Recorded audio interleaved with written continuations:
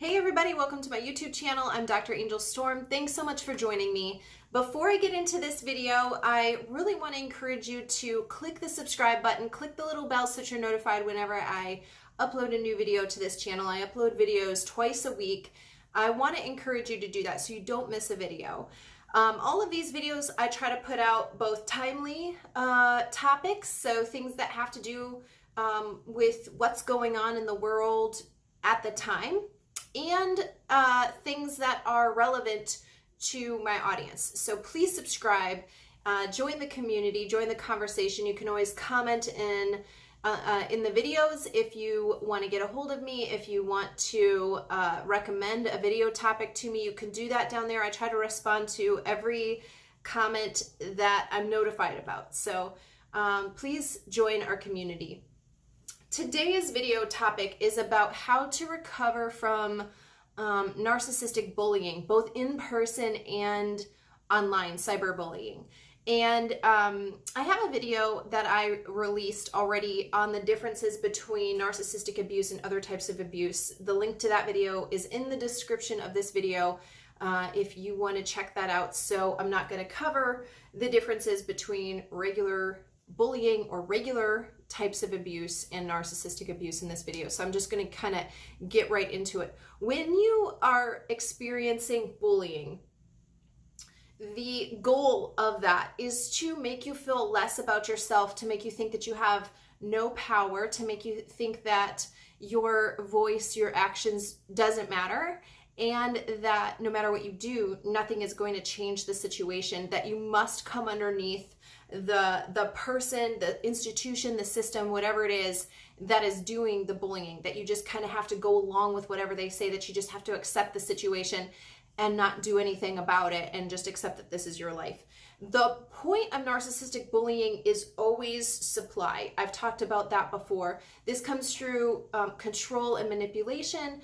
Primarily, those are going to be the two things that they use. There's different tactics that are used underneath each of those, like gaslighting, like triangulation, like using flying monkeys, etc., to get control and manipulate you. But those are going to be the two primary goals of a narcissist that's bullying you, either in person or online.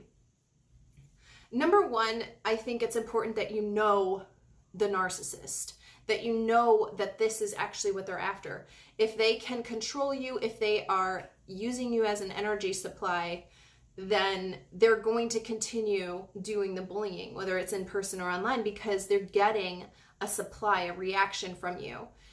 And narcissists need that.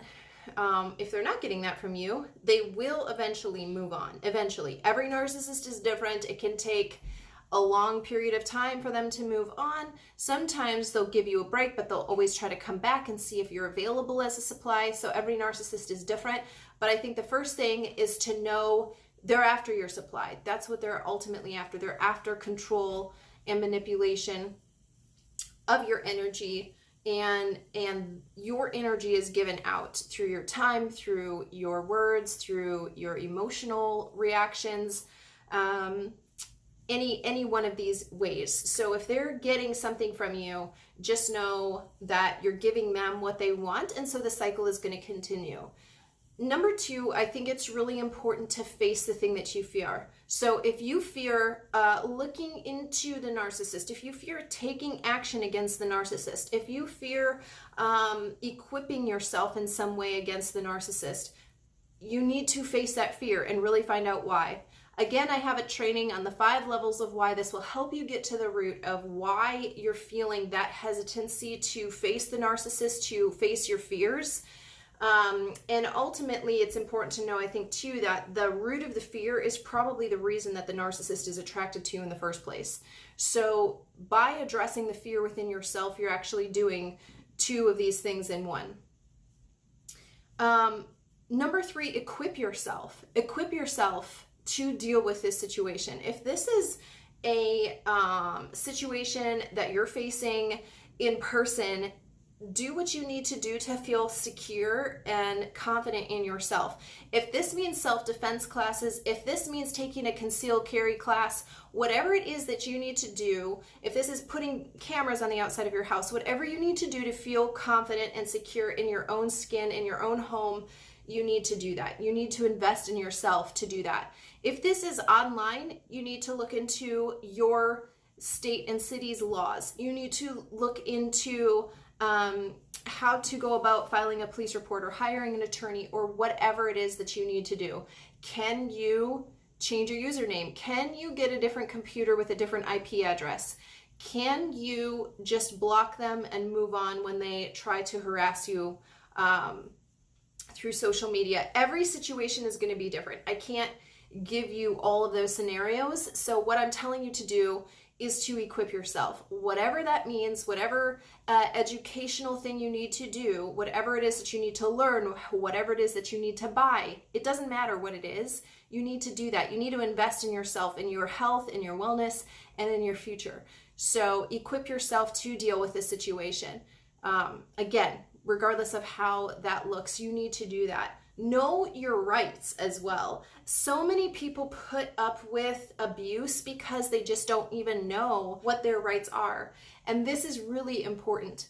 If I live in Texas, in the United States, and I'm a big proponent of 2A. This is your right to conceal carry. It only remains a right as long as you exercise it. So this is another thing that I think people need to become aware of, is that you oftentimes abdicate your rights because you give that responsibility to somebody else. And the moment you put your responsibility, like your safety, into the hands of other people, yes, it's great that we have police. Yes, it's great that you have neighbors. Yes, it's great that you have all of these other people in your social sphere. But if you abdicate your own responsibility of taking care, of taking protective measures for yourself and your family to other people, then you need to look at the root cause of that and identify that as you and fix those behaviors within yourself that are giving leeway and access to your life by the narcissist. If you are experiencing narcissistic bullying online, you need to look into, again, your city and state's laws. Things only change when you start taking action. This cannot just simply be something that you hope to go away and you make no changes in your behavior and expect that the whole situation will change. It's not going to work that way. You need to do something. So many people have the means, they have the intellectual capability, they have the financial resources, they even have the connections necessary, but they don't make changes in terms of their local ordinances, local laws, and even raising awareness and things like that. Do you know your voice is very powerful? And if you're not willing to exercise it, don't expect for anybody to understand what you're going through. Don't expect people to be mind readers. That's an unrealistic expectation. You're setting yourself up for failure and disappointment, a continuous cycle of hurt, and again, more of the energy that's going to continue to attract narcissists into your life. I've talked about this many times in my videos. You will continue to attract the same spirit in a different body unless you change. You can only control yourself, but that's enough. When you can control yourself, you can control your energy, you can control your thoughts, you can control your words, you can control your actions, and that will change the external world that you are living in.